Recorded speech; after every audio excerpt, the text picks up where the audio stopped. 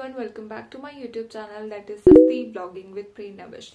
तो गाइज आज मैं लास्ट सब्जेक्ट बताने वाली हूँ। सबसे पहले तो myself Prerna Bisht AIR 484 in NORCET 9। तो आज सबसे पहले मैं तो आपको बताना चाहती हूँ कि आज हमारा हाई यील्डिंग टॉपिक्स में लास्ट सब्जेक्ट कवर होने वाला है and that is mental health nursing. इससे पहले मैंने सारे सब्जेक्ट के आपको हाई यील्डिंग टॉपिक्स ऑलरेडी बता दिए। और अगर आप न्यू हो और फर्स्ट टाइम मेरी वीडियो देख रहे हो तो आपको क्या करना है, मेरे चैनल से गो थ्रू करना है एंड वहां जाके मेरी प्लेलिस्ट चेक करनी है। प्लेलिस्ट में आपको हाई यील्डिंग टॉपिक्स अलग से मिल जाएंगे। वहां जाके आप सारे जो भी टॉपिक्स मैंने बताए हैं उनको नोट डाउन करके अच्छे से अपना कवर कर सकते हो अपना हाई यील्डिंग टॉपिक्स, क्योंकि लास्ट मोमेंट में लास्ट मंथ में आपको सिर्फ हाई यील्डिंग टॉपिक्स की जरूरत होती है जो आपको अच्छे से कवर करने होते हैं। तो चलो अब हम मेंटल हेल्थ नर्सिंग के एंड फार्मा की भी मैं कुछ आपको ड्रग्स बताऊंगी, इसी में कवर कर देती हूँ क्योंकि दोनों ज्यादा इंपॉर्टेंट है। और फार्मा में सारी बुक्स पढ़ने की जरूरत नहीं होती, सारा टॉपिक पढ़ने का जरूरत नहीं होता। तो जो कुछ ड्रग्स हैं इंपॉर्टेंट ड्रग्स जो पूछी जाती हैं तो उस बारे में बात कर लेते हैं। एंड आपका यहाँ पे mental health nursing and pharma दोनों कवर हो जाएगी और इसके बाद आपको कोई भी टेंशन नहीं लेनी है high yielding. Let's start the video. तो आई एम बैक विद वापस से वही बुकलेट जो मैंने हाई यील्डिंग टॉपिक्स की बनाई थी। इस वीडियो के बाद मैं पूरा बुकलेट आपको शेयर कर दूंगी मेरे टेलीग्राम चैनल पे, इवन इंस्टाग्राम चैनल पे, इवन यूट्यूब पे भी आपको तीनों जगह मिल जाएगी। तो आप कहीं भी मुझे अगर फॉलो करते हो, सब्सक्राइब करते हो और चैनल के से जुड़े हो तो ये आपको अवेलेबल हो जाएगी। ठीक है, तो स्टार्ट करते हैं मेंटल हेल्थ नर्सिंग का first topic. And first is सबसे ज्यादा इम्पोर्टेंट है और शायद फोर्थ ईयर में भी बहुत ज्यादा इंपॉर्टेंट होता था एंड दैट इज शीजोफ्रेनिया। शीजोफ्रेनिया से बहुत सारे क्वेश्चन आते हैं तो आपको मेंटल हेल्थ बहुत अच्छे से करनी है, क्योंकि जब मैंने नॉर्सेट 9 दिया था तो 40 क्वेश्चन, लिटरली 40 क्वेश्चन, पूरा एक सेक्शन मेंस में ना सिर्फ मेंटल हेल्थ का आया था। तो आप समझ सकते हो मेंटल हेल्थ कितना ज्यादा इंपॉर्टेंट है आपके नॉर्सेट के लिए, क्योंकि नॉर्सेट बहुत ज्यादा कवर करने लग गया है साइकियाट्रिक। ठीक है, तो आपको अच्छे से करके जाना है। ठीक है, इसके बाद आता है शिजोफ्रेनिया हो गया हेलुसिनेशन, सारे टाइप्स हेलुसिनेशन के, ये बहुत ज्यादा इंपॉर्टेंट है। वो आपको एग्जाम्पल भी दे सकते हैं और पूछ सकते हैं कौन सा हेलुसिनेशन है, तो आपको ये अच्छे से कवर करके जाना है। Third thing is lithium. Lithium से बहुत क्वेश्चन बनते हैं MSN को भी लेकर, ड्रग डोज को भी लेकर, टॉक्सिसिटी को लेकर और इसका क्या फंक्शन है, सब कुछ। लिथियम बहुत इंपॉर्टेंट ड्रग है तो ये फार्मा में भी आप कवर कर सकते हो। तो लिथियम बहुत अच्छे से पढ़ना और इस मेंटल हेल्थ नर्सिंग के कॉन्टेक्स्ट में भी लिथियम का रोल पूरा अच्छे से पढ़ लेना, इसके साइड इफेक्ट, एडवर्स इफेक्ट, कमी, रेंज, सब कुछ। ठीक है, तो लिथियम इज वेरी इंपॉर्टेंट। इसके बाद है डिफेंस मैकेनिज्म। देखो यार, डिफेंस मैकेनिज्म हर बार आता है इसका क्वेश्चन, तो ये तो तुम छोड़ ही नहीं सकते।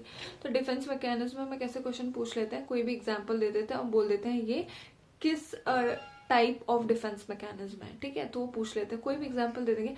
इसलिए आप थोड़ा ना ChatGPT के यहाँ पे हेल्प ले सकते हो, थोड़ा हिंदी में ट्रांसलेट करके, क्योंकि कुछ कुछ वर्ड हैं जैसे डिफेंस मैकेनिज्म के टाइप्स हैं जो थोड़े बहुत सिमिलर लगते हैं और आप उन्हें कंफ्यूज करके धोखा खा सकते हो और नेगेटिव कर सकते हो। इसलिए यहाँ पे ChatGPT की हेल्प लेना, उससे पूछना कि कैसे हम इन दोनों को डिफरेंशिएट कर सकें, इजी वे में समझा दो। तो ChatGPT बहुत हेल्प करता है। मैंने डिफेंस मैकेनिज्म जब पढ़ी थी उसके बाद में ChatGPT की मदद से पर्टिकुलर हर डिफेंस मैकेनिज्म का एग्जाम्पल के थ्रू और दोनों में क्या डिफरेंशिएट करके हम पता लग पाएंगे कि ये वाला नहीं है ये वाला है, तो ऐसे किया था। तो आप भी कर सकते हो। ठीक है, इसके बाद है मेनिया। मेनिया तो है ही इम्पॉर्टेंट, बाइपोलर डिसऑर्डर आपके दोनों इंपॉर्टेंट, यानी डिप्रेशन भी मेनिया भी। एंड एक बात करते हैं ड्रग ऑफ चॉइस की। तो आपको सबकी पता होनी चाहिए कि मेनिया में कौन सी देते हैं, डिप्रेशन में कौन सी देते हैं और OCD की कौन सी ड्रग ऑफ चॉइस है। ये सारी चीजें आपको बहुत अच्छे से बाय हार्ट लर्न होनी चाहिए। और एक और चीज, तो इसका आप चार्ट बना सकते हो। पहली चीज इसका चार्ट बना सकते हो कि drug of choice mental health nursing में किस किस किस किस चीज की है। ठीक है, एंड दूसरी थिंग आप इसका भी चार्ट बना सकते हो कि मेनिया में कौन सा हार्मोन बढ़ता है, कौन सा कम होता है, डिप्रेशन में कौन सा बढ़ता है, कौन सा कम होता है। तो इस तरीके से भी क्वेश्चन आते हैं नॉर्सेट में, 1 लाइनर क्वेश्चन बन सकते हैं। तो इसीलिए आप हार्मोन वाला एंड दूसरा ड्रग ऑफ चॉइस वाला, इसका अलग से टेबल बना लेना, एक ही जगह पे बनाना ताकि आपको कंफ्यूजन ना हो। एक ही जगह पे रहोगे तब आपको याद आएगा, अलग अलग जगह पढ़ो तो मिक्सअप हो जाता है सब। तो ऐसे करके इसके नोट्स आप बना सकते हो। ठीक है, उसके बाद हम बात करें सब्सटेंस अब्यूज। 3-4 क्वेश्चन आए थे सब्सटेंस अब्यूज से, तुम्हें पता है। तो इसीलिए सबसे पहले तुम्हें पता होना चाहिए कौन से सब्सटेंस किससे बनता है, लीव्स जो भी है, और दूसरा किस सब्सटेंस अब्यूज के कौन से सिम्टम है। तो नॉर्सेट 9 में इसी से रिलेटेड क्वेश्चन आया था, उन्होंने कुछ सिम्टम्स दे दिए थे और बोला था कि किसका सब्सटेंस अब्यूज करा है पेशेंट ने।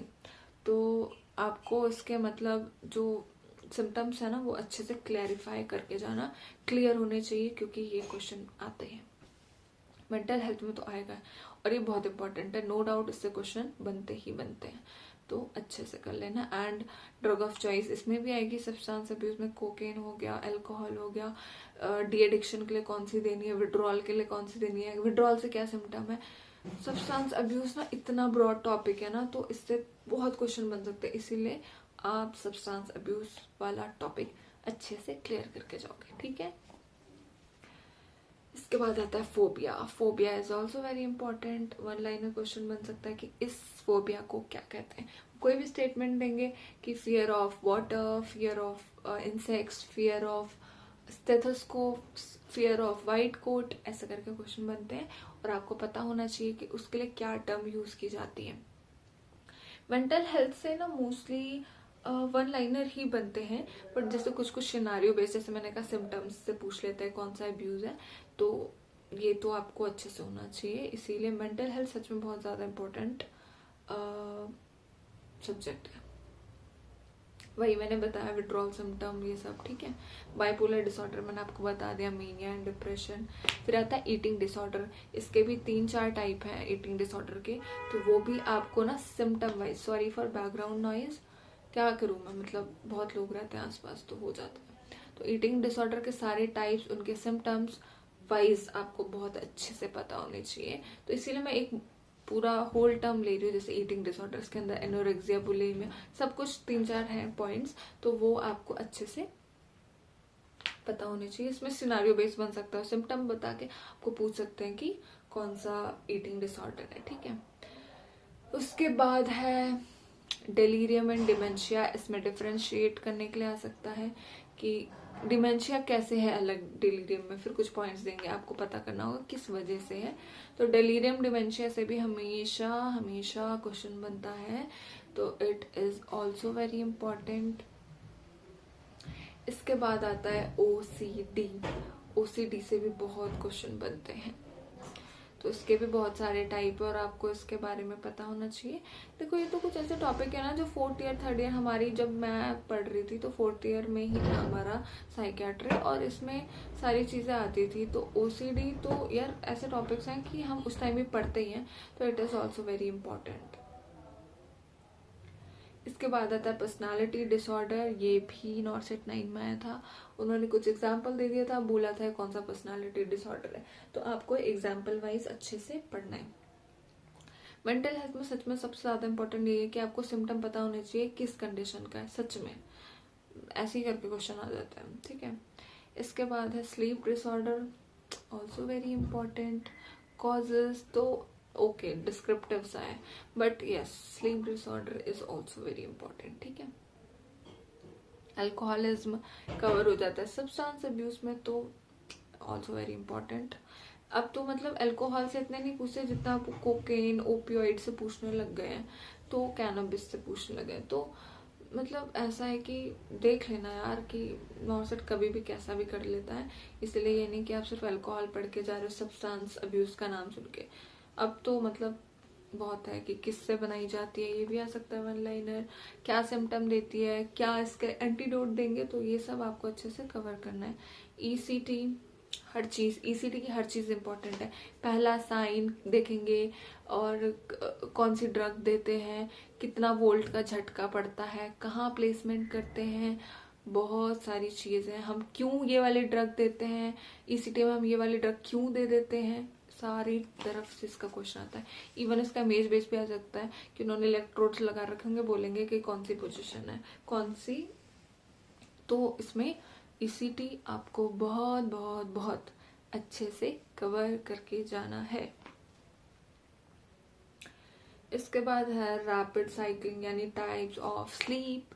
स्लीप के टाइप भी बहुत पूछा जाता है, एनआरईएम, आरईएम, तो ये भी आपको बहुत अच्छे से पता होना चाहिए कितनी स्टेजेस आती हैं, कौन सी स्टेज में वॉकिंग टॉकिंग करता है पेशेंट, मतलब पर्सन, ठीक है, रात को चलता है, बेड वेटिंग या ड्रीम कौन से उसमें देखता है, सबसे शैलो कौन सी, सबसे ज्यादा डीप, इवन इसके ना वेव्स भी आती हैं टाइप्स ऑफ स्लीप्स की। तो इसका सच में एक पेज पे बढ़िया सा बना दो, वेव्स भी आ सकती है कि कौन से स्टेज की वेव है, कब कौन सा पॉइंट बनता है, और टाइप्स कौन सी स्लीप का है, क्या देंगे इस टाइम, एग्जाम्पल देके बोलेंगे कौन सी स्टेज में है अभी पेशेंट।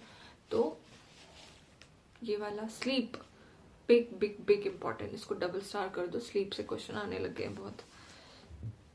फिर एमएमएससी से भी क्वेश्चन बन जाते हैं, एंड एक्ट्स होते हैं, mental health act, POCSO act, जितने भी एक्ट्स हैं थोड़ा बहुत आपको अच्छे से वो देख लेने चाहिए, थोड़े एक्ट भी आ ही जाते हैं यार। और इसके बाद है एनोरेक्सिया नर्वोसा, मैंने आपको बता दिया ईटिंग डिसऑर्डर में। तो ये सारे बहुत ज़्यादा इम्पोर्टेंट है और आपको ये बहुत अच्छे से करके जाना है। तो मेंटल हेल्थ नर्सिंग का पार्ट आपका यहाँ पे हो गया खत्म। तो I hope mental health nursing का हाई यील्डिंग टॉपिक्स आपको अच्छे से क्लियर हो गए होंगे कि आपको क्या क्या पढ़ना है और कैसे कैसे पढ़ना है। तो thanks for watching this video. And अब जो मैं फार्मा के कुछ इंपॉर्टेंट टॉपिक्स बताऊंगी वो मैं नेक्स्ट पार्ट 2 में बताऊंगी, क्योंकि वीडियो ज़्यादा लंबी हो जाएगी। तो आप इसके बाद वेट करो, मैं एक दिन में ही मतलब फार्मा के टॉपिक्स भी अपलोड कर दूंगी। तो all the very best and do like share and subscribe, and मुझे कमेंट में बताना आपको कहाँ कहाँ दिक्कत आ रही है, ताकि मुझे पता चल सके कि मुझे आप लोगों को कहाँ पे हेल्प करनी है। इसलिए कमेंट करना ज़रूरी होता है यार, ताकि मुझे पता चले कि मैं कहाँ कमी कर रही हूँ या आपको क्या हेल्प चाहिए और मैं क्या नहीं बना रही हूँ। So exam is very near, all the very best for your exam and love you all, bye bye.